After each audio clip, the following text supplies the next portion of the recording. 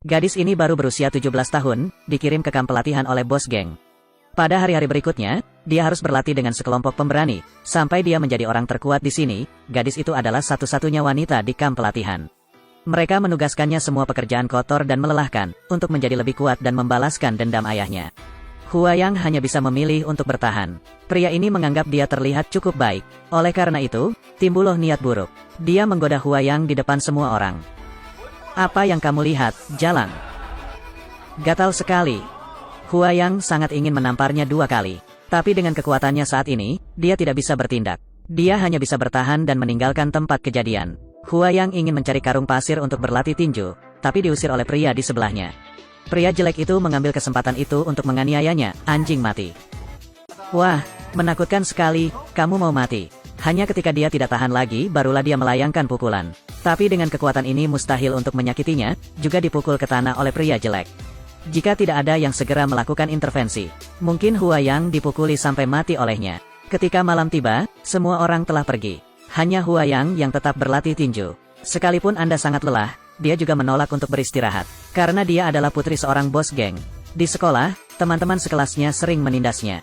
Meja itu penuh dengan kata-kata kotor dari teman-teman sekelasnya yang memarahinya. Saat mempelajari pendidikan jasmani, semua teman sekelas lainnya mempunyai teman untuk bermain.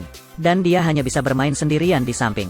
Bahkan gurunya menasihatinya untuk otomatis putus sekolah. Gadis itu kembali ke kelas, tapi ternyata kotak pensilnya penuh kapur. Dia memegang kotak pensil, berjalan tepat di depan gadis gendut yang sering menindasku. Yang gemuk bergantung pada tubuhnya, mendorong gadis itu keluar, memaksanya ke sudut. Gadis itu tidak tahan lagi jadi dia melakukan serangan balik. Hanya dalam beberapa pukulan, dia mengalahkan pria gemuk dan kaki tangannya. Si gendut mengeluarkan pisaunya dan mengarahkannya ke gadis itu. Gadis itu menggunakan sisir untuk melakukan serangan balik, menjatuhkan pisaunya, pegang kepalanya erat-erat memukul meja dengan keras. Dia kemudian merobek lencana sekolahnya, mengembalikannya kepada guru. Saya resmi berhenti sekolah. Huayang dengan marah meninggalkan sekolah. Batu itu memecahkan kaca spion, mobil polisi mengikutinya, dan melemparkan tas sekolah ke kaca depan mereka, lalu lari. Huayang tiba di pantai, lihat telepon dan tunggu sampai hari gelap. Karena hari ini adalah ulang tahunnya yang ke-17, dia berharap ayahnya menelepon untuk memberi selamat padanya. Tapi Huayang menunggu sampai larut malam dan masih tidak bisa menunggu. Dia kembali ke rumah dengan kecewa, menendang kotak hadiah ulang tahun di pintu, lalu membuang foto yang diambil bersama ayahnya dan pakaian pemberiannya. Tidak lama kemudian, ayahnya menelepon, "Selamat ulang tahun putriku sayang," dan meminta maaf karena tidak bisa bersamamu di hari ulang tahunmu. Di luar pintu ada hadiah ulang tahun yang dia minta untuk dikirimkan seseorang. Setelah mendengar suara ayahnya, Huayang merasa sangat kasihan pada dirinya sendiri, karena identitas ayah. Itu sebabnya dia dijauhi oleh teman-teman sekelasnya di sekolah, bahwa sekarang dia bahkan tidak bisa bersekolah lagi. Huayang menyalahkan ayahnya atas alasan telepon selalu dimatikan. Terkadang dia tidak bisa menghubunginya sama sekali. Ayah di ujung telepon terus menghiburnya, katakan semuanya akan baik-baik saja. Tunggu sampai dia selesai menyelesaikan semuanya lalu pulang. Tapi Huayang berkata, "Aku tidak akan menunggumu ayah. Aku akan menganggapmu mati, jadi tolong jangan kembali." Setelah menutup telepon, sang ayah melihat lusinan pesan yang dikirimkan putrinya. Hatinya penuh penyesalan, oleh karena itu, ia berani menghadapi risiko ditangkap untuk pulang mengunjungi putrinya. Tapi ketika dia hendak membuka pintu, lalu tiba-tiba seorang pembunuh muncul di latar belakang. Sang ayah segera meraih pegangan pintu untuk mencegah putrinya membuka pintu. Pembunuh itu mengeluarkan senjatanya. Huayang mendengar suara tembakan dan ingin membuka pintu tapi tidak bisa membukanya. Sang ayah menggunakan seluruh kekuatannya untuk memecahkan kunci, lalu jatuh di luar pintu kamar. Saat Huayang membuka pintu, kemudian ayahnya tidak lagi menunjukkan tanda-tanda kehidupan. Di pemakaman, bos geng itu membawa juniornya untuk memberi penghormatan. Sang Taipan menyalakan rokok, lalu memasang foto ayah Huayang. Huayang bertanya siapa yang membunuh ayahnya. Sang Taipan berkata bahwa ayahnya adalah saudara laki-laki yang paling dia percayai. Setelah selesai berbicara, dia memimpin bawahannya dan pergi. Huayang pergi ke kantor polisi untuk melaporkan kejahatan tersebut. Namun polisi mengatakan bahwa ayahnya adalah seorang penjahat yang dicari, kematian layak untuk dijalani. Huayang tidak berdaya. Sambil memegang guci abu ayahnya, dia datang untuk meminta bantuan bosnya untuk menemukan pembunuhnya, kemudian secara pribadi mengidentifikasi dia. Tapi bosnya balik bertanya apakah dia tahu cara membunuh orang. Setelah selesai berbicara, dia meraih tangan Huayang, mengambil pisau dan memberikannya padanya, meminta Huayang untuk menganggapnya sebagai pembunuh dan kemudian menikamnya. Menusuk. Brengsek. Kamu menusuknya. dia mengambil pisaunya, mengangkat tangannya dan menamparkan Huayang ke tanah, mengejarnya kembali ke tempat asalnya. Namun Huayang tidak menyerah untuk membalas dendam. Dia memasang brosur di seluruh jalan, menawarkan hadiah sebesar 500 juta won kepada siapa saja yang memberikan informasi tentang pelaku. Saat Taipan itu lewat dengan mobil, dia melihat brosurnya. Dengan sangat cepat, seseorang menghubungi Huayang, mengatakan mereka mempunyai informasi mengenai pelaku. Namun ketika dia membawa uang itu ke lokasi yang ditentukan, kemudian mengetahui bahwa dia telah ditipu. Bukan hanya uang yang dirampok, tapi juga dipukuli oleh preman. Selama pemukulan, para preman mengetahui bahwa itu adalah seorang wanita, dan mulai meraba-raba dia. Huayang ingin memprotes, namun dipukul oleh massa hingga pingsan. Saat dia sadar kembali, kemudian dia melihat bahwa dia diikat di belakang mobil yang bergerak. Dia hendak menendang bagasi mobil ketika mobil tiba-tiba berhenti. Ternyata bosnya telah mengarahkan seseorang untuk menangani para preman itu. Bos menyuruh Huayang untuk tidak bertindak gegabah. Tetaplah diam dengan patuh, kalau tidak, dia akan mati di jalan. Bagaimana saya bisa menetap di sini? Polisi tidak akan menyelidiki, Anda tidak akan melakukan apapun. Katakan padaku bagaimana aku bisa hidup seolah-olah aku tidak punya apa-apa untuk dijalani. Bosnya melihat kesakitan Huayang, bertanya padanya apakah dia ingin membalas dendam dengan cara apapun. Huayang dengan tegas mengatakan bahwa dia akan menanggung berapapun harganya. Bos mengatakan jika dia bertekad, maka dia harus begitu kuat sehingga dia bisa membunuh orang. Dia kemudian membawa Huayang ke tempat pelatihan, memaksanya berlatih dengan sekelompok pria berbadan besar, hingga dia menjadi orang terkuat di sana. Setelah beberapa bulan pelatihan, bos memulai kursus pelatihan khusus untuk organisasi. Dia mengurung puluhan praktisi di dalam kandang dan memaksa mereka melawan. Hanya mereka yang bertahan sampai akhir, dianggap sebagai kemenangan. Meskipun Huayang adalah satu-satunya wanita, tapi setelah beberapa bulan berlatih keras, kekuatan pukulannya tidak kalah dengan siapapun. Kim Sin memeluk Huayang dan mencoba mengusirnya, tapi sebaliknya, dia menggunakan pukulan siku yang membuatnya muntah darah. Kemudian mereka berdua terjatuh ke tanah. Saat ini, semua orang telah jatuh. Dia adalah satu-satunya yang bertahan sampai akhir. Begitu dia naik ke podium untuk menerima penghargaan, bos berkata lagi bahwa masih ada satu orang yang tersisa. Huayang bergerak lebih dulu menyerang, tapi Samsun melihat celahnya, dan menendangnya hingga jatuh. Samsun melemparkan tendangan ke udara untuk memberikan pukulan fatal padanya. Untungnya, Huayang mampu mengelak tepat waktu. Kemudian, dia berputar cepat. Saat ini, mereka berdua sangat lelah. Huayang dengan panik menyerang Samsun. Samsun tiba-tiba mendorongnya menjauh, lalu menggunakan rantai itu untuk mencekiknya. Meskipun Huayang segera menetralisir bahayanya, tapi dia jelas lebih lemah secara fisik. Samsun mengirimnya terbang, lalu menendang perut Huayang berulang kali. Sang Taipan berdiri dengan gugup. Untungnya, Huayang mengelak dengan berguling ke samping. Huayang mencari kesempatan untuk mengunci lengan lawan, lalu melemparkannya ke tanah. Akhirnya, dia berpura-pura menyerang, dan menggunakan pukulan siku untuk membuat Samsun pingsan. Bos dengan senang hati memasuki ring, mengangkat tangan Huayang untuk menyatakan kemenangan. Malam itu, Samsun terbangun. Pria jahat itu mengolok-oloknya karena tidak mampu mengalahkan seorang wanita. Menolak untuk dipermalukan, Samsun mempunyai pemikiran gelap. Kamar Huayang mengingatkannya bahwa itulah yang dibawakan bosnya. Tapi Samsun mengatakan bahwa dia telah memasukkan obat-obatan ke dalam air, dia tidak akan mengingat apapun. Saat ini, Huayang sedang meminum segelas air yang telah diberi obat. Sesaat kemudian, penglihatannya berangsur-angsur menjadi kabur, dan jatuh pingsan di tempat tidur. Huayang merasa mengantuk di kamarnya dan merasakan seseorang menyentuhnya. Dia ingin melawan tetapi merasa seluruh tubuhnya tidak punya kekuatan lagi. Berbaring diam untukku. Jika kamu baik, ini akan segera berakhir. Setiap. Huayang mengambil pecahan vas keramik dan memotongnya di telapak tangannya. Dia ingin tetap terjaga. Pria bejat menendangnya tapi dia menikamnya di tempat yang berbahaya. Huayang segera berdiri dan berlari keluar. Samsun mengejarnya dengan palu. Huayang terjatuh ke tanah. Samsun tidak mengucapkan sepatah kata pun, dan menjatuhkan pukulan palu, tapi ditusuk dari belakang oleh Huayang. Saat dia hendak menyerang lagi, pelatih segera tiba dan menghentikannya. Bos sangat marah ketika mendengar hal ini, karena selain Huayang, orang yang paling dia hargai adalah Samsun. Meskipun dia sudah mengantisipasi hal ini akan terjadi, tapi dia tidak menyangka orang itu adalah Samsun. Selanjutnya, Huayang lah yang dibawanya. Bos mengeluarkan pisaunya, dan langsung merusak wajahnya, lalu mengusirnya dari organisasi. Malam itu, Taipan itu mengajak Huayang ke restoran. Dia menuangkan Huayang segelas 8+1, dan mengatakan bahwa ini adalah anggur yang disukai ayahnya ketika dia masih hidup. Huayang mengangkat gelas anggurnya, dan tanpa ragu meminumnya. Selanjutnya, bos mengeluarkan sebuah file, dan mengatakan bahwa pada hari ini, Huayang sudah meninggal. Ini adalah identitas barunya nanti. Ho Suk, untuk selanjutnya, dia akan hidup dengan identitas ini. Bos mengeluarkan pistol polisi, dan mengatakan bahwa ini adalah senjata yang membunuh ayahnya. Dia meminta Huayang masuk ke kantor polisi untuk menemukan pembunuhnya. Beberapa tahun kemudian, Huayang menjadi petugas polisi anti-narkoba. Mereka hendak melakukan penangkapan. Untuk mencegah tindakan tersebut diungkapkan. Sebelum pemberangkatan, seluruh anggota menyerahkan alat komunikasi. Saat Huayang melihat subjek ditangkap, dia sejenak tercengang. Dia tidak menyangka bahwa target penangkapannya adalah bosnya. Ternyata, polisi memasang kamera pengintai di hotel tempat Taipan itu menginap, dan mengetahui bahwa malam ini dia akan pergi ke kapal pembuat narkoba. Kali ini, polisi ingin menangkap basah dia, ditangkap dalam pertempuran. Saat ini, bos dan bawahannya sedang berjalan menuju kapal, tapi dia sama sekali tidak menyadarinya. Komandan mengatur pasukan polisi berkeliling, setelah memastikan sasaran telah menaiki kapal. Operasi penangkapan dimulai. Pertama, mereka berurusan dengan penjaga yang berjaga, lalu diam-diam masuk ke kapal.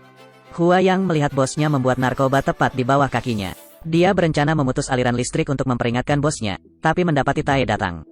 Dia segera melarikan diri, amati situasinya. Begitu Tae masuk ke dalam untuk menangkap bosnya, dia menembakkan pistol. Saat ini, pemandangannya sangat kacau. Huayang berlari tapi mengarahkan pistolnya ke arah Tae. Bos dan asistennya berlari ke geladak, lalu melompat ke laut. Komandan itu sangat marah. Bukan saja orang tidak bisa ditangkap, tapi juga kehilangan semua bukti. Hanya satu senjata ditemukan di lantai. Ketika komandan melihat pistolnya, wajahnya berubah. Dia jelas mengenali senjata ini. Bosnya sangat marah hingga dia menjadi gila. Dia tidak menyangka bahwa informasinya juga akan bocor pada suatu waktu. Karena kita tidak tahu siapa yang melepaskan tembakan. Komandan segera memeriksa senjata semua orang. Sekarang giliran Huayang. Dia ragu-ragu sejenak, tapi tidak ada satupun peluru Huayang yang hilang. Kamar Huayang memberitahu bosnya tentang hotel yang memiliki kamera. Karena ini adalah operasi darurat, jadi kami tidak dapat menghubungi Anda. Kamar So Huayang hanya bisa melepaskan tembakan untuk menciptakan kekacauan, bantu Taipan itu melarikan diri. Setelah mendengarkan, bos segera memerintahkan juniornya untuk melepas semua kamera. Saat ini, Samsun dan sekelompok anteknya masuk ke kamp pelatihan bos. Dia mencurahkan seluruh kemarahannya selama bertahun-tahun pada para prajurit yang rendah hati ini. Tidak lama kemudian, dia telah mengambil alih seluruh tempat latihan. Penangkapan pelatih kepala, langsung memotong salah satu lengannya. Setelah menerima panggilan tersebut, Huayang segera tiba di lokasi. Ketika dia melihat tulisan di lantai, dia ketakutan. Apakah dia benar-benar dibunuh? Tidak tersedia, bosnya tidak ada di sini. Bos melihat gambar di layar pengawasan, mata penuh dengan niat membunuh. Jadi, dia memerintahkan sekretaris mengumpulkan orang untuk membunuh Samsun di kantor polisi. Komandan memutuskan untuk melepaskan Mangga. Dia ingin kedua geng itu bertarung, lalu nikmati manfaatnya. Namun dia tidak menyangka bahwa Huayang adalah seorang agen rahasia. Dia memberitahu bosnya tentang jebakan ini. Kemudian, bos memerintahkan sekretarisnya untuk memberitahu juniornya agar tidak bertindak gegabah. Komandan mengetahui bahwa atasannya belum bertindak. Dia curiga ada orang di dalam yang membocorkan informasi tersebut. Oleh karena itu, dia sengaja menyebarkan berita tersebut, mengatakan bahwa dia akan pergi melihat ke sisi bos. Huayang diam-diam mengikuti dengan sepeda motor. Dia ingin naik jembatan layang untuk melihat identitas mata itu. Tapi dia tidak menyangka Tae sudah menyiapkan penyergapan di sana. Keduanya memulai pertarungan sengit. Tae ingin melepas helm Huayang, tapi sebaliknya, dia menjatuhkannya ke tanah dengan pukulan bahu. Pada akhirnya, Huayang berhasil lolos. Ketika dia pergi, dia melihat sekretaris di tempat kejadian. Komandan mulai mencurigai Huayang. Dia memerintahkan Tae untuk mengikutinya dalam kegelapan. Tae mengetahui bahwa Huayang bertingkah tidak seperti biasanya, seolah mencari seseorang. Oleh karena itu, dia langsung bertanya pada Huayang kenapa dia bertindak sendirian. Huayang bilang dia mengikuti Mango, mencari tahu identitas Samsun. Saat ini, Mango sedang bersiap untuk pergi menemui Samsun. Kedua pelacak itu tiba di gudang yang ditinggalkan. Namun saat mereka berdagang, keduanya baru-baru ini menemukan bahwa ini adalah jebakan. Sekelompok antek telah menyergap mereka sebelumnya. Setelah pertarungan sengit, keduanya jatuh ke tangan Samsun. Kita bertemu lagi. Jika kamu bagus, maka duel. Atau sampai saat ini kamu masih belum percaya diri untuk mengalahkanku. Menghadapi provokasi Huayang, Samsun marah. Dia menusukkan pisau langsung ke pahanya. Wow, saya sangat menyukai ungkapan ini. Pada saat yang sama, pihak Taipan juga menemukan sesuatu yang tidak biasa. Tidak menimbulkan kerugian pada orang yang tidak bersalah. Dia menemukan alasan untuk mengusir pemiliknya, lalu tiba-tiba menyerang. Untungnya, sekretaris tiba tepat waktu. Hentikan preman yang datang membantu. Jahe pedas yang lebih tua. Preman-preman ini sangat lemah di depan bos. Hanya dalam beberapa pukulan dia telah mengalahkan mereka semua. Pada saat ini, pria bejat itu tiba-tiba menyerang dari belakang. Bos bereaksi dengan cepat, meraih lawannya dan mengeluarkan pisaunya dengan sekuat tenaga, lalu dengan mudahnya menikamnya sekali. Saat ini, Samsun menelepon untuk menanyakan situasinya. Apakah kamu sudah menangkapnya? Lama tak jumpa. Para bajingan tak berguna itu mengetahui bahwa bosnya masih hidup. Dia mengiriminya foto Huayang, memintanya untuk datang dan mengambil jenazah Huayang. Setelah selesai berbicara, dia menginjak luka Huayang. Huayang memintanya untuk memaafkan Tae. Jika Anda ingin membalas dendam, balas dendam pada diri Anda sendiri. Saat Samsun hendak menyiksa Huayang, lalu Tae mengusirnya. Setelah itu, dia memasukkan mereka berdua ke dalam mobil dan membawanya masuk. Penghancur mulai beroperasi. Jarak antara dua orang semakin sempit. Saat mereka akan dihancurkan, Sang Taipan segera tiba. Pemutus arus listrik rusak. Hanya setelah memastikan bahwa semuanya aman, dia baru saja meninggalkan tempat kejadian. Saat itu, polisi tiba, bawa mereka berdua ke rumah sakit. Sekretaris itu tidak mengerti mengapa Taipan itu mempertaruhkan nyawanya untuk menyelamatkan Huayong. Perasaannya terhadap Huayang telah melampaui hubungan atasan-bawahan. Sang Taipan kemudian menciptakan identitas baru untuk Huayang. Dia ingin membawa Huayang ke luar negeri. Karena Samsun pernah ditangkap, maka identitas aslinya akan terungkap. Tapi Huayang belum selesai membalas dendamnya, jadi aku menolak untuk pergi. Di kantor polisi, komandan tiba-tiba menerima panggilan telepon dari Samsun. Dia bilang dia bisa membantu polisi menangkap bosnya, dengan syarat membantunya melarikan diri dari sini. Huayang memberitahu bosnya bahwa Samsun akan melarikan diri. Sekretaris itu mengingatkannya bahwa kemungkinan besar ini adalah jebakan. Namun Sang Taipan masih mempercayai Huayang. Benar saja, komandan mengirim orang untuk menyergap lingkungan sekitar, tunggu sampai kedua geng selesai berkelahi, tangkap saja semuanya. Bos memberi perintah, kedua geng mulai berkelahi. Bos berjalan lurus menuju Samsun. Bahkan tanpa senjata, Samsun juga bukan tandingan Sang Taipan. Samsun ingin melarikan diri. Bos tidak mengatakan sepatah kata pun dan segera mengejarnya. Saat ini, polisi tiba-tiba muncul. Bersiaplah untuk menangkap keduanya. Keduanya bertarung sengit di jembatan layang. Hanya dengan beberapa pukulan, bos itu memukuli Samsun hingga berlutut dan memohon agar dia tetap hidup. Tapi tiba-tiba, saat Samsun bersiap membunuh bosnya, Huayang segera tiba. Huayang melindungi bosnya dan menyuruhnya segera pergi. Lalu mengarahkan pistolnya ke Samsun. Samsun terus-menerus memprovokasi Huayang, menembakkan pistol dan mengatakan itu akan mengungkapkan identitas aslinya. Saat ini, Tae tiba. Polisi. Saya ingin mengaku, saya akan mengungkapkan semuanya. Huayong, harap tenang. Ada dia. Begitu saja, Samsun sudah mati total. Tapi tidak ada yang mengharapkan hal itu. Sebelum meninggal, Samsun mengirimkan surat kepada Huayang. Di dalamnya ada foto polisi. Salah satu dari orang-orang itu adalah ayah Huayang.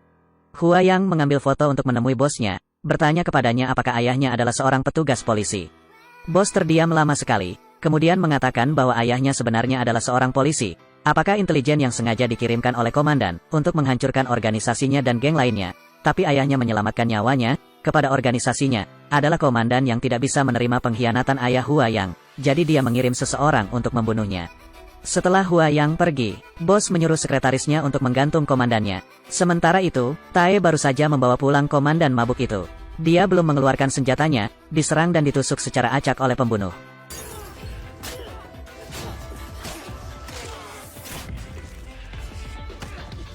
Saat para pembunuh bersiap untuk turun, lalu kebetulan melihat Huayang naik. Huayang melihat darah di pegangan pintu, lalu saya mendapat firasat bahwa sesuatu yang buruk sedang terjadi. Saat dia masuk dengan membawa pisau, tiba-tiba Huayang memegang pisau untuk menanyai komandan, mengapa dia membunuh ayahnya.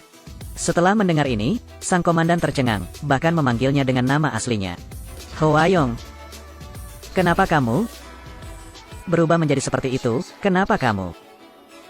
Apakah kamu bergabung dengan iblis lagi? Melihat sang komandan menangis, Huayang tercengang. Saat ini, Tae mendengar suara tembakan dan berlari. Komandan memberi Huayang sebuah ransel. Suruh dia segera pergi dari sini. Saat Huayang melihat dokumen di dalamnya, baru mengetahui kebenaran tentang segala hal. Ternyata ayahnya, selama ini, intelijenlah yang ditanam polisi di samping Sang Taipan, untuk mengumpulkan informasi intelijen. Ayah Huayang memberi korek api kepada Taipan itu, namun sebuah kejadian menyebabkan dia mengungkapkan identitasnya. Sang Taipan melihat bukti ini, tidak bisa menerima dikhianati oleh saudara yang paling ia percayai. Oleh karena itu, dia secara pribadi berurusan dengan ayah Huayang. Ini adalah momen akting Han So-hee yang paling eksplosif. Ketika dia mengetahui bahwa musuhnya membunuh ayahnya, apakah paman yang paling aku percayai? Huayang sangat kesakitan, pikiran hancur total.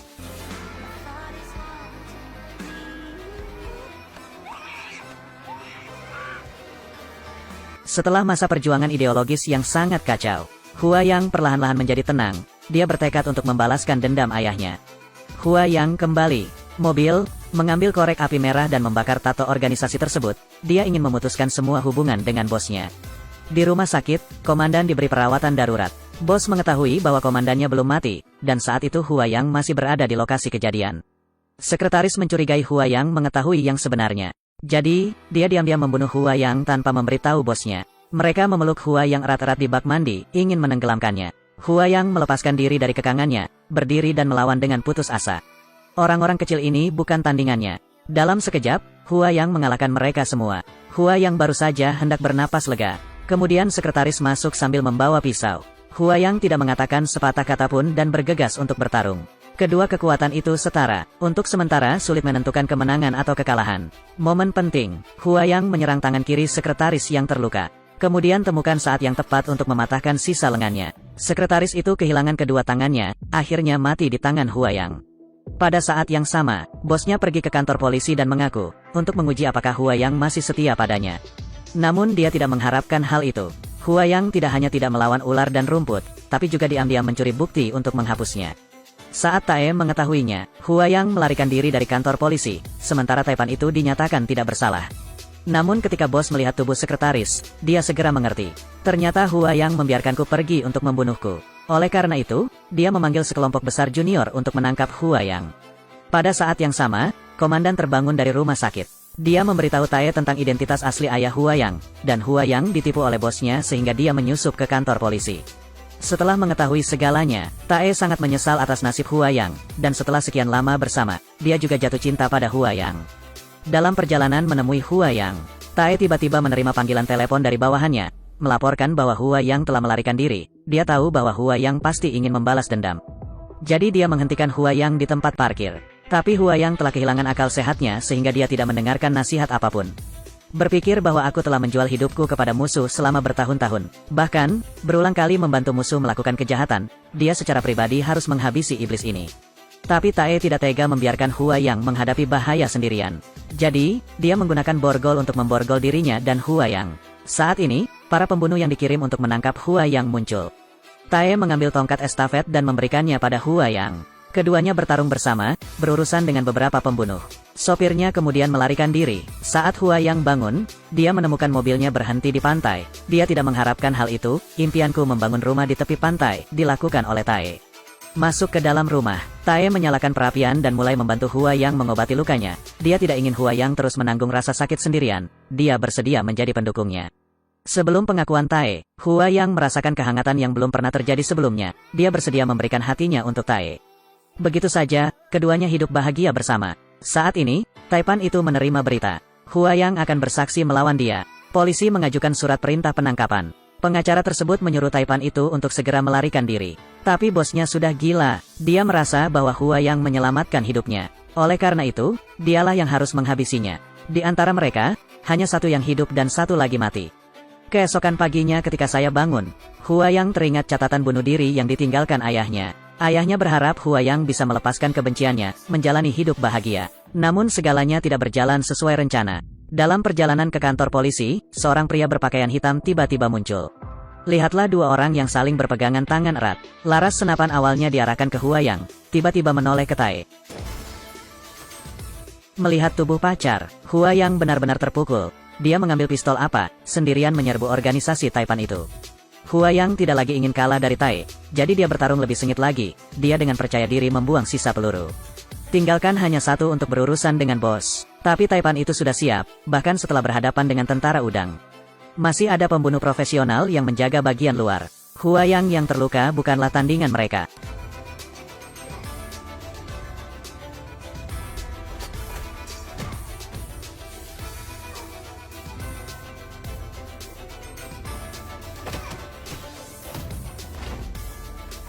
Saat si pembunuh hendak berurusan dengan Huayang, Huayang melepaskan tembakan dan membunuhnya. Saat ini, pistol Huayang kehabisan peluru.